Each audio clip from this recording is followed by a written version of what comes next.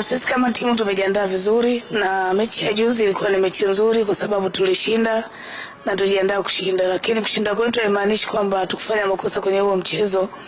Tumeyachukua yale mapungufu ambayo yalionekana kwenye mchezo wa kwanza, tumeyafanyia kazi mazoezini jana na leo, na tunatamani tena kesho tuende tukacheza mchezo tuweze kupata matokeo mazuri ya ushindi, kwa sababu ni mechi ambayo inatupa kipimo kizuri. Tunatamani kuendelea kushinda na kujiweka kwenye nafasi nzuri kwenye mashindano ambayo yanafuata. Umuhimu wa kushinda mchezo wa pili upo kwa sababu ukicheza na mpinzani kwenye mechi ya kwanza, unatakiwa ujipime kwenye mechi nyingine ya pili kujua kwamba ushindi ule ulikuwa ni wa kubahatisha au ulikuwa na kwenye kiwango kizuri. Kwa hiyo sisi tumeyachukua yale mazuri ambayo yalitokea kwenye mchezo wa kwanza na tumeendelea kuyafanyia kazi kwenye kiwanja cha mazoezi. Kama nilivyosema awali kwamba mechi hizi zipo kwenye kalenda ya FIFA, kwa hiyo tukishinda tutatoka kwenye eneo nzuri.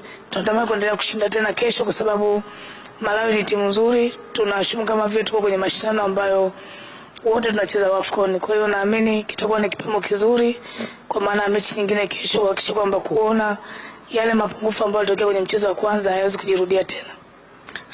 Malawi ni timu nzuri. Tumekuwa tukikutana nao mara kwa mara kwa sababu mara nyingi tumekuwa tumeshiriki mashindano ya Kosafa na ni moja ya timu ambao mara nyingi huwa tunasumbuana nao. Kwa hiyo hata wao walitarajia kuwa na mchezo mgumu na mzuri, ndio maana hata walivyosikia kuja kucheza Tanzania wenyewe walijua kwamba tutakutana na mpinzani mgumu. Kwa hiyo sisi issue ilikuwa ni kushinda mchezo, ni idadi gani ya magoli au ni mambo ambayo yanatokea kiwanjani. Kwa hiyo mimi naamini wao wana timu nzuri kama ilivyokuwa sisi, ndio maana ukaona mechi ilikuwa na magoli mengi. Kwa hiyo siwezi kujua nini ambacho kitatokea kesho, lakini tumejiandaa vizuri kwa ajili ya kushinda. Mabadiliko yatakuwa makubwa sana kwa sababu cha muhimu ni kuona ni namna gani nani tunaweza tukampa nafasi ya kucheza, kwa sababu mechi ya kwanza tumeiona timu yetu namna ambavyo imecheza. Kuna sehemu ambapo kulikuwa kuna mapungufu, kwa hiyo lazima tutafanya mabadiliko ya kiufundi, lakini hatuwezi kubadilisha timu nzima kwa sababu timu ni ile ambayo tunaenda kucheza nao.